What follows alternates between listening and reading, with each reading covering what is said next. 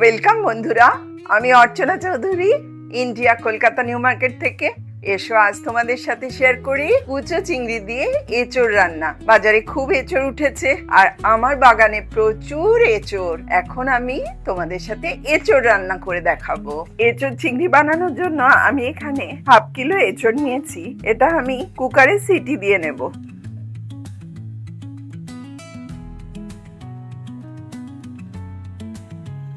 দু চামচ নুন, একটু হলুদ আর জল দিয়ে আমি 3টে সিটি দেব। বন্ধুরা, আমি এঁচোড় চিংড়ি বানাচ্ছি। দেখো, আমি চিংড়ি মাছ নিয়েছি একটু ছোট সাইজের, আর এতে নুন আর হলুদ দিয়েছি। এবার ভেজে নিচ্ছি।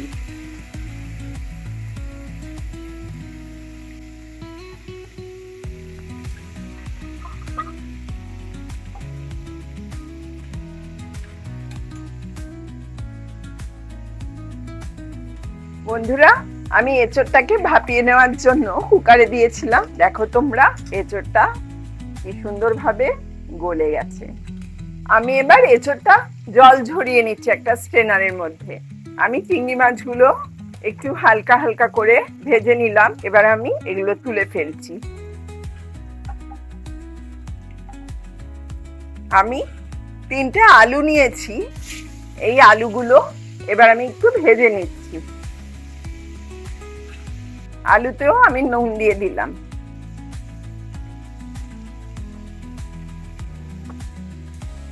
আমি আলুটা বেশ নাড়াচাড়া করে লাল লাল করে ভেজে নিচ্ছি। আলুগুলো ভাজা হয়ে গেছে, আমি এবার এগুলো তুলে নিচ্ছি।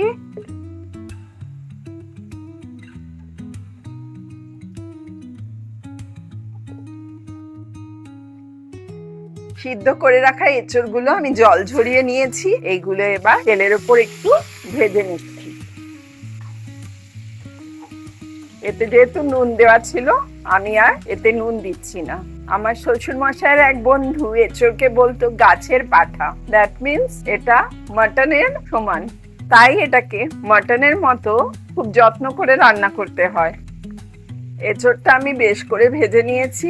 এবার আমি এঁচোড়টা তুলে রাখছি। ফোড়ন দিচ্ছি তেজপাতা, গোটা জিরে, লবঙ্গ আর এলাচ।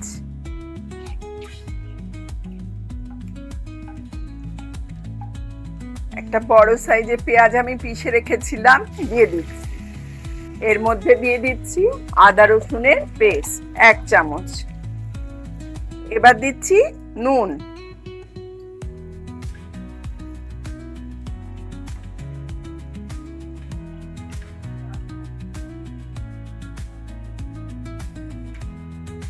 লঙ্কার গুঁড়ো, জিরের গুঁড়ো, হলুদের গুঁড়ো, গরম মশলার গুঁড়ো, ধনের গুঁড়ো, কাশ্মীরি লাল লঙ্কার গুঁড়ো, সব মশলা একসঙ্গে আমি ভুনে নিচ্ছি।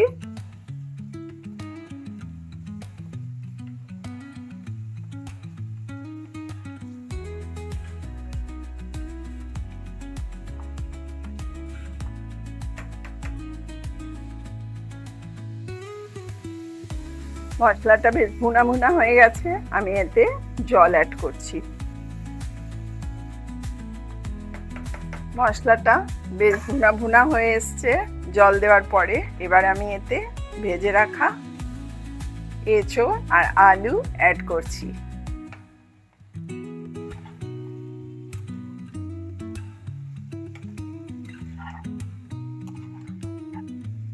এবার আমি জল দিচ্ছি। এইভাবে আমি ঢেকে রাখবো আলুটা, আর এঁচোড়টা বেশ মজে গেলে তারপরে আমি এর উপর দিয়ে চিংড়ি মাছ ছড়িয়ে দেব। এবার মিডিয়াম ফ্লেমে এটা 10 মিনিট ফুটতে দেওয়া হবে। আমি এবার ঢাকনা খুলে দেখছি আমার এঁচোড়টা কতদূর কি হলো। বাহ, বেশ সুন্দরভাবে ফুটে উঠেছে, আর একটু পরেই এটা হয়ে যাবে তৈরি।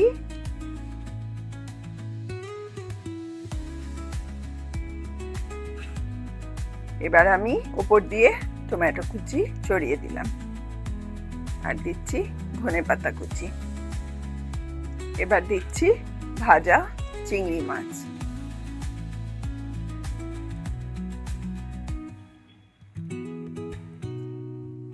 আমার এঁচোড় চিংড়ি এবার রেডি হয়ে গেছে।